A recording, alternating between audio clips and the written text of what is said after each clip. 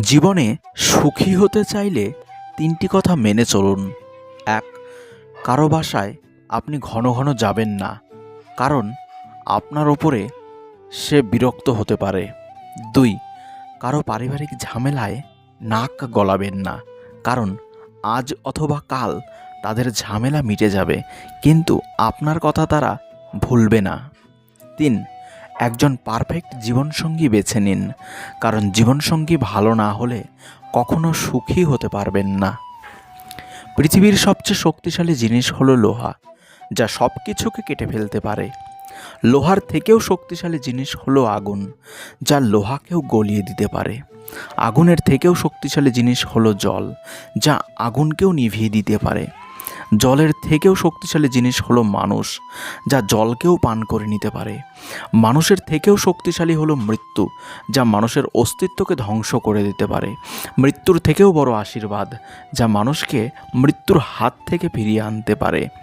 ঝাড়ু যতক্ষণ এক সূত্রে বাঁধা থাকে ততক্ষণ আবর্জনা পরিষ্কার করে, আবার যখন সেই ঝাড়ু ছেড়ে আলাদা হয়ে যায় তখন সে নিজেই আবর্জনা হয়ে যায়। তাই সবসময় ভালো কোনো আদর্শের সঙ্গে থেকেও আলাদা হয়ে আবর্জনায় পরিণত হইও না।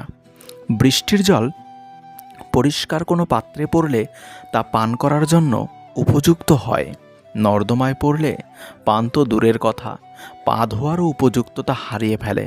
পদ্মপাতার ওপরে পড়লে তা মুক্তার মতো জল করে, আর ঝিনুকের ওপরে পড়লে সে নিজেই মুক্তায় পরিণত হয়। ধীরে বলো, শান্তি পাবে।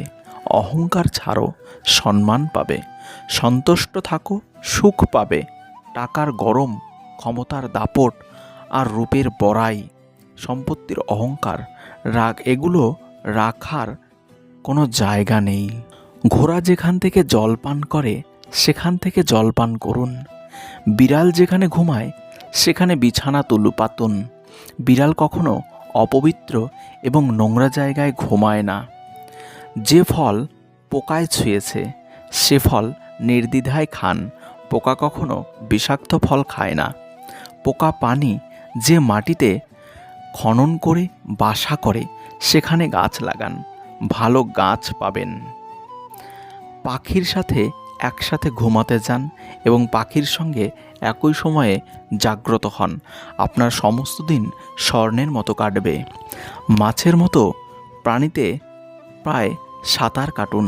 মাছের মতো নিজেকে পৃথিবীতে হালকা, ফুরফুরে, সজীব অনুভব করবেন।